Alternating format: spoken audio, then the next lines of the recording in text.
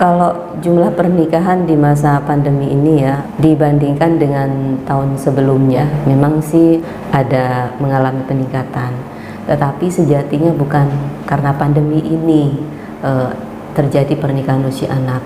Karena kalau kita mengamati dari tahun 2018, 19 sama tahun sekarang, memang cenderung naik.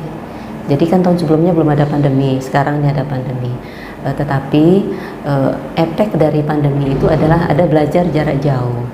Mungkin peluang-peluang itu yang membuat anak-anak ini menjadi kurang terkontrol ya. Jadi mungkin pas izin di orang tua ketemu teman belajar gitu, taunya mungkin akhirnya ketemu dengan pacar, akhirnya membuat perjanjian menikah, kawin gitu ya.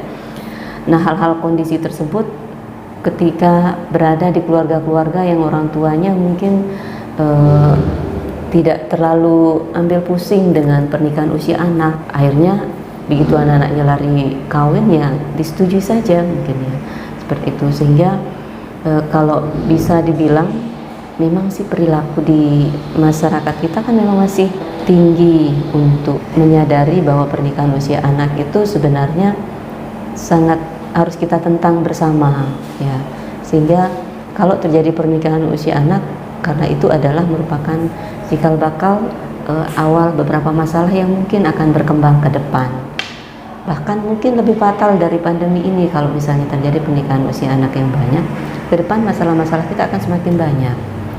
Yang jelas kalau pandemi COVID kan disebabkan oleh, bukan karena ini sudah jelas penyebab pandemi, tetapi kebetulan saja akibat situasi yang sedang pandemi ini terjadi belajar jarak jauh yang membuat peluang kepada anak-anak ini untuk lebih banyak waktunya bermain di luar.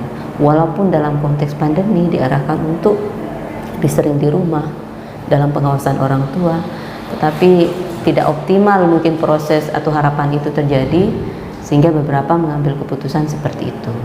Himbauan kami tentunya untuk ini ya, supaya jangan terjadi pernikahan usia anak ini ya, kita pakai bahasa pernikahan usia anak aja.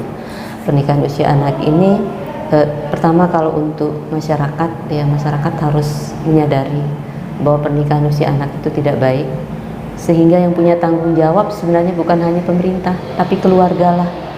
Kalau setiap keluarga mengawal anak-anaknya untuk yakin tidak akan menikah di usia anak dengan intervensi-intervensi yang jelas, artinya memastikan anak-anaknya keluar rumah pastinya untuk tidak hal-hal yang mungkin akan menyudutkan dia untuk menjadi bisa menikah lebih cepat atau pergaulannya lebih bebas.